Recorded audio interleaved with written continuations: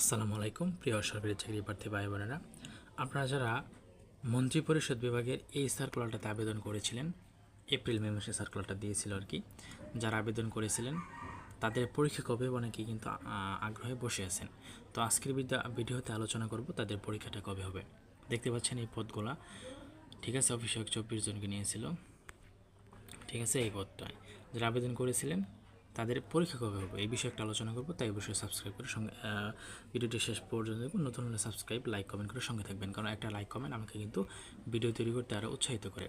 ঠিক আছে, এটার আবেদন শুরু হয়েছিল আপনার 29শে এপ্রিল এবং শেষ হয়েছিল আপনার যে কত শেষ হয়েছিল 28শে মে শেষ হয়েছিল। ঠিক আছে, তো এটাই প্রথমে আমরা জেনে নেব যে ভাইবার সময় কী কাগজপত্র আপনার লাগবে এই সম্পর্কে জানার পর আমি ভিডিওর শেষে বলবো যে পরীক্ষা কবে হতে পারে। ঠিক আছে, তো দেখতে পাচ্ছেন এখানে ভাইবার সময় কী কাগজপত্র নিতে হবে। যেন মৌখিক পরীক্ষার সময় সকল সনদপত্র, লাইসেন্সের মূল কপি প্রদর্শন করতে হবে এবং পূরণকৃত অ্যাপ্লিকেশন ফর্ম সহ সকল সনদপত্রের সত্যায়িত ফটোকপি দাখিল করতে হবে। এছাড়া জেলার স্থায়ী বাসিন্দা হিসেবে প্রমাণপত্র হিসেবে কিন্তু নাগরিক সনদ, চারিত্রিক সনদপত্র, জাতীয় পরিচয়পত্র এগুলো কিন্তু দেখাতে হবে।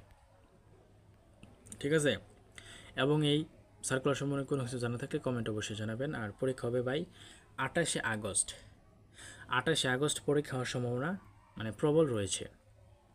ঠিক আছে, প্রবল রয়েছে। তো এটা যে 28 আগস্টই হবে এমন কিছু না, এটা মানে আমি জেনেছি যে 28 আগস্ট হওয়ার সম্ভাবনা আছে, তবে এটা সম্পূর্ণভাবে কর্তৃপক্ষের উপর নির্ভরশীল। তবু আপনারা একটু মানে নিশ্চিত থাকতে পারেন মোটামুটি।